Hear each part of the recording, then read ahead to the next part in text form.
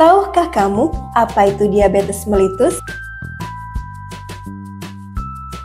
Diabetes mellitus atau yang sering dikenal dengan nama kencing manis adalah penyakit kronis yang ditandai dengan adanya peningkatan kadar gula di dalam darah yang melebihi batas normal.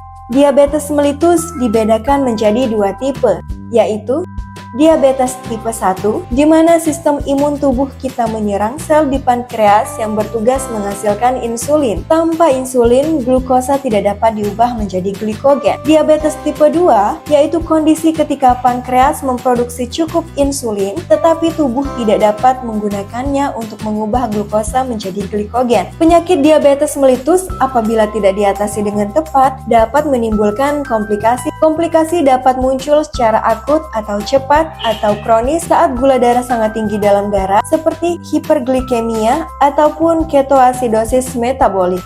Sementara komplikasi kronis bisa muncul dalam waktu beberapa tahun apabila diabetes tidak ditangani dengan baik, seperti komplikasi pada mata, syaraf, gusi, bahkan dapat menyebabkan gagal ginjal, serangan jantung, ataupun stroke.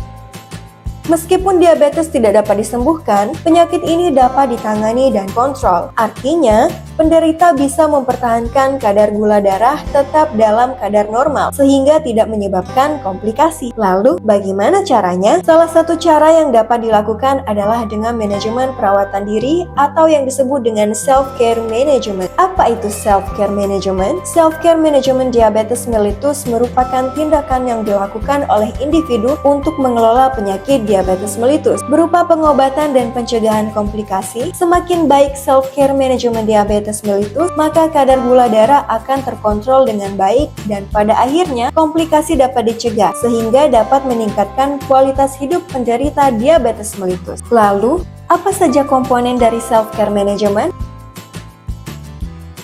Pelaksanaan self-care management pada diabetes mellitus antara lain. Yang pertama adalah pemantauan glukosa darah. Kontrol kadar glukosa darah merupakan kunci dari manajemen diabetes mellitus. Pasien diabetes mellitus sangat direkomendasikan dalam melakukan pemantauan kadar glukosa darah sendiri. Banyak orang yang mengabaikan gejala diabetes karena merasa badan sehat-sehat saja. Pedulilah akan kesehatan Anda dan periksakan gula darah Anda secara teratur. Yang kedua, terapi atau pengobatan. Terapi farmakologis terdiri dari obat oral dan injeksi serta kombinasi keduanya. Jangan membeli obat bebas karena obat diabetes hanya boleh ditebus dengan resep dokter.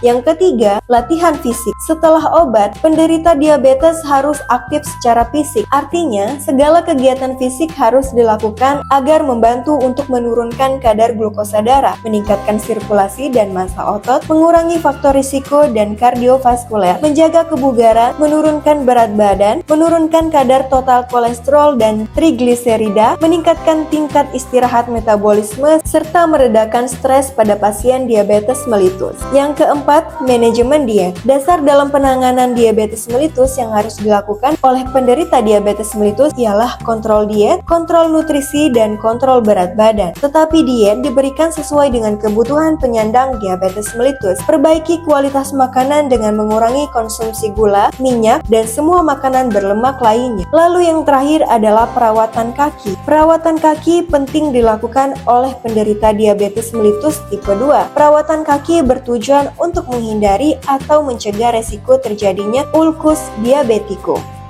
Salam sehat untuk kita semua.